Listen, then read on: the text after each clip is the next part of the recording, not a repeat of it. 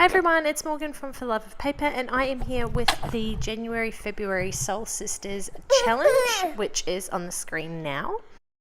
So I've decided to take inspiration from the watercolor look on that image and also the colors, obviously, and decided to make a little card. They have a challenge each month, one for a card and one for a scrapbook layout, using the same mood board there.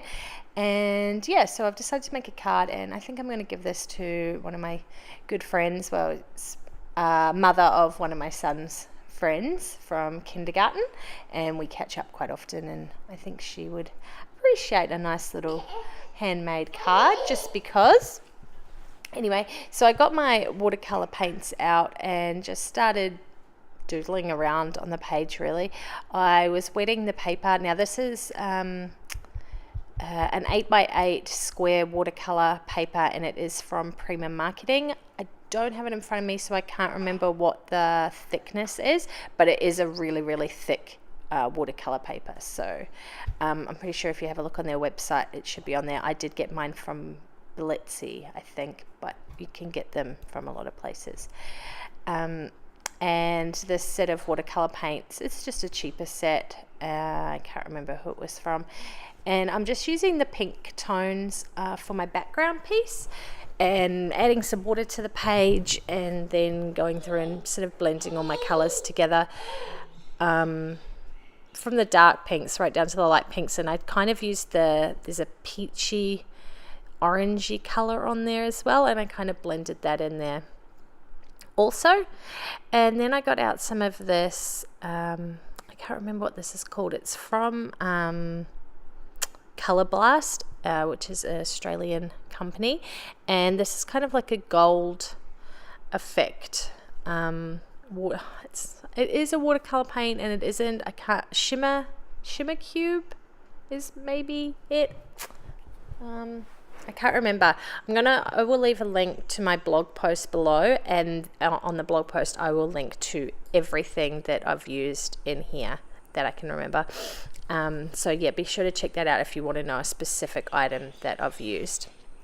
But anyway, I sort of put a little bit of splotches of that gold on the background, and then I flicked a few little splatters around as well. Next up, I got these tags. Now these are not watercolor paper, these are just cardboard tags, because I wanted the background, I wanted the text in the background, and I went with the yellows and oranges to do a few little doodly circles on this. These were from DIY Shop. Yep, that's the brand of these ones, and I just picked those up at Spotlight. And yeah, as I said, do some doodly circles with the orange tones and a bit of water. And I did mess up one of these, and I added a bit too much water, and it went kind of a bit funny. That's why I was tilting it around to try and smush the water out a bit. I don't know if that's a technical term, smushing the water out, but I'm sure you understand what I mean. And I only did 4 circles this time around, and I tried to use a little bit of pink on this one just to blend it with the background a little bit, but it didn't really work how I wanted it to. I do come back later and make a 5th circle, because I felt it needed that uneven number when I go to lay it out on the card. And what have I got here? Oh, I've got a stencil and some of this is also from Colour Blast. It's the colour paste, and this is a pink colour, and I just wanted to test a little section to see if I was going to like it as part of the background, and I was just going to do a few little bits here and there on the background, but I decided it was a bit too dark. My background was quite light and airy, I suppose you could say, and that the pink texture paste was just, colour paste was just a bit too bright. Sorry, that's Roman in the background. He's crawling around on the floor chatting to himself, so I apologize for that racket. Then I got out these tags. These are Heidi Swap tags. I think they were pink with silver glitter on some of them. And again, I wanted to tone down. Oh, I'm so sorry about that. Chattering in the background. I wanted to tone down the pink because it was just too bright, much like that colour paste. So I added a little bit of white gesso on there just to tone down the pink a bit. And then I got out this stuff. It is Pearlex, and mine was, I think it was called Fire Red, I think. And this came in my Soul Starter kit for Soul Journey 2018, and I had never used this before, so this was a fun little experiment. I didn't know how it was going to work. I didn't know what it was going to do. I just mixed it with a bit of water, and it gives this really pearlescent, shimmery, you can't really see it in the video unfortunately, but it does give this awesome shimmery pearlescent type of look. And it wasn't red, but it did have a hint of pinky redness to it, and that was really fun. I want to try that with some other mediums other than water to see what sort of effects I can get, maybe some paint or some texture paste. So be sure to keep looking out for that. I will try and do a process video of it and put it up on the channel as soon as I get to play with it some more. Then I just stamped my little sentiment, which was hello there. That was a old Stampin' Up stamp set. Then I did some doodly borders around the outside of my circles and cut them out.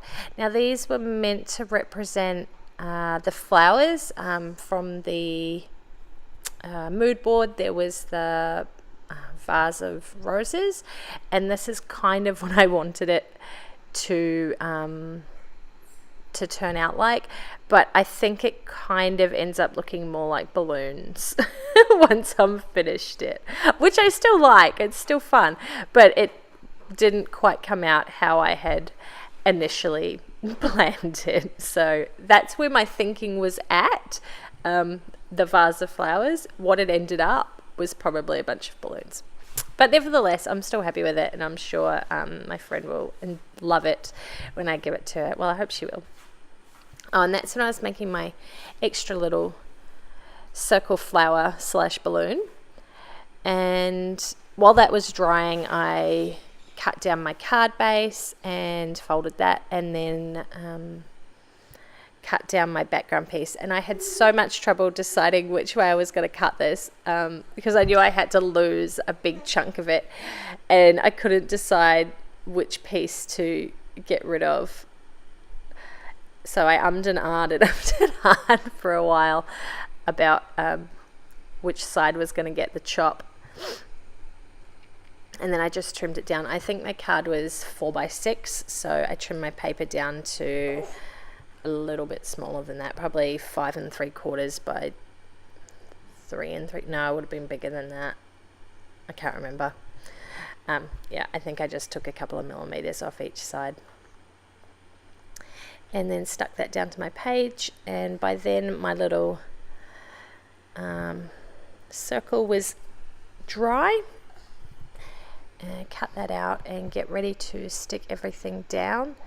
And when I first lay it out, you'll see here it kind of does look like flowers, but when I glue it down, I messed that all up, and it's no longer flowers. And that little circle chipboard piece, that was part of the challenge, was to use, I think it was glitter and chipboard. And I don't really have any chipboard anymore. I've got rid of most of my stash, or a lot of my stash, so I had to try and dig around, and that was about the only bit that I could come up with that was going to fit on this layout. So this is where it turned into balloons. I shouldn't have done that. I should have just done a vase at the bottom or something like that. Never mind. Still happy with that. Yeah. What else? So just gluing everything down, really. And then I decided it needed a little bit of something. And what did I get? I think I got the washi tape out first. Yeah, so this is really, really thin gold glitter washi tape, like super thin. And I was trying to decide which side I was going to stick it on, and I just went with the folded corner, which I think looks really cute down the side there.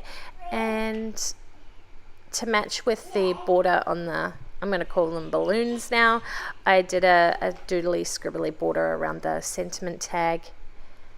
And then I added in a few little gems. Oh no, this was actually a heart chipboard wood veneer piece that I had lying around.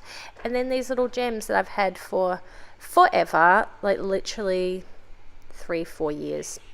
And I just stuck a couple of those on it and called it done. So thanks for watching, guys. As I said, I'll leave a link to my blog post below where I'll have everything that I've used, and also a link to the challenge itself if you wanted to enter. Thanks for watching, and I will catch you next time. Bye.